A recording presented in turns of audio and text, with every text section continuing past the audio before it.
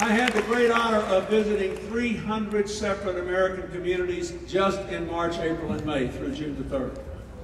I did a couple hundred more before that over the previous year, but in those 3 months, I got out there in places in America that most politicians don't go, running for state office, much less for president. And people like you came out, and we didn't have to have big rallies, so I could give a little talk, and then I just listened. And I met a lot of people like a wonderful woman, I don't want to embarrass her, but she came to see me again today that I met earlier in Virginia, who had children with all kinds of health problems, and they couldn't get insured, and the state governments were telling them, well, you really ought to divorce, you and your husband, so you could get Medicaid and you could make a living and put food on the table.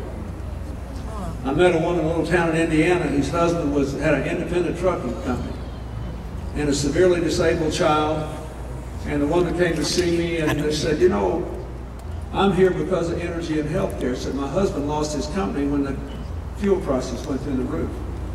So he had to become a contract truck driver. And obviously his employer can't insure us. We wouldn't expect him to do that. He'd go broke. But here I am with my son. She said, the state told me that we should divorce, my husband and I, so I could take care of our child and we wouldn't starve. She said, this woman, she was great, you love her. She said, honey, this is Indiana. That ain't my family values.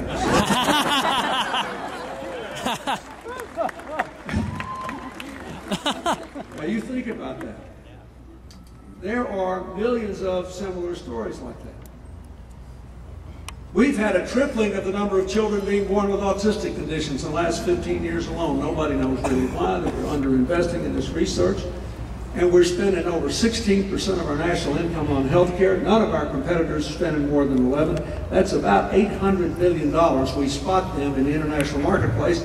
And we only insure 84% of our people, nobody else less than 100. And that overstates the case, because at any given time during the year, 30% of the American people will be without health insurance. And a lot of people that have it don't really have it when they need it. Last year, 45% of working age Americans reported serious financial distress in paying their health care bills, and you're paying more than anybody else. Why? Because we are spending money in the wrong way instead of the right way, because nobody has had the courage in the last 10 years since Hillary and I got our brains beat out trying to try to fix this mess. But I will tell you this.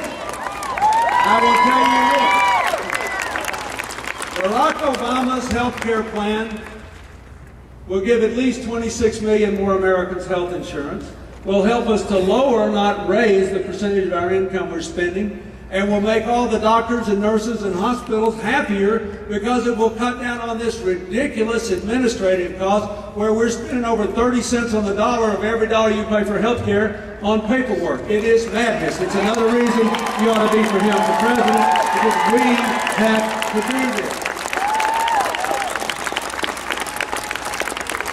And look, I know I'm preaching to the saved here, but you got to know these things are important. You need to go out and talk to people about this. This is the stuff that will shape our children's future. Are we going to build a modern economy based on energy independence and clean energy and maximum efficiency? Are we going to have a modern healthcare system that is humane and decent, so that young people will actually want to grow up to be doctors and nurses again, because they won't think they'll have to spend their lives with paperwork instead of patients, and ordinary people can know if they go to work they'll have decent health care. But there's a lot of other issues I can talk about, but let me just back up a little and you look at this financial crisis. I'll tell you what makes, in my opinion, a successful president. You got to have the right ideas. You got to have good instincts. You have to want to know. And you have to be able to know and understand. And you need a good supporting cast. When you get into a mess like this and there's no real precedent for it, and nobody's got all the answers, it really matters. So I'll tell you something that I know something about. When this last financial crisis hit, I got to see Barack Obama's second presidential moment. So his first presidential moment was picking Joe Biden, and he hit that one out of the park. Right? Yeah.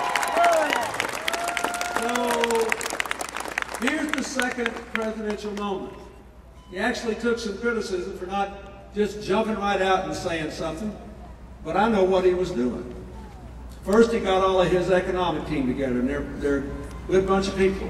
His younger advisors, I know a lot of them, they're smart and they're able. Then he called all of the people who were senior people in my administration, who dealt with all of our economic challenges, and turned this country around. Then he called some other people, and he said, including me, and he always said, look, first, I want to understand exactly what has happened. Before I say something, I want to understand. And he is smart as a whip, you know, so he did understand. He figured it out. He got the deal done. And once he had it, then he said, okay, now I get it. I understand what happened and why. Now tell me what is the right thing to do. And he said, don't bother me what's popular or the politics. This is a mess. I want to know what the right thing to do is. Let's decide what's right for America, and I'll figure out how to sell it. That's what President does in the crisis.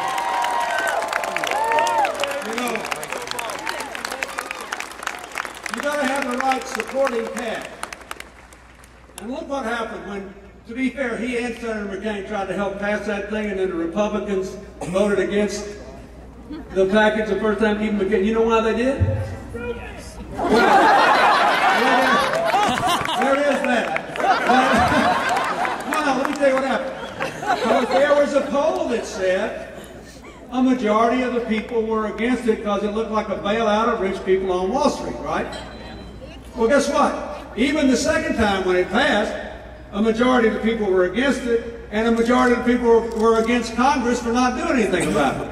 In other words, when something like this happens, that's what you hire your elected officials to do, to win for America, not to listen to the latest poll.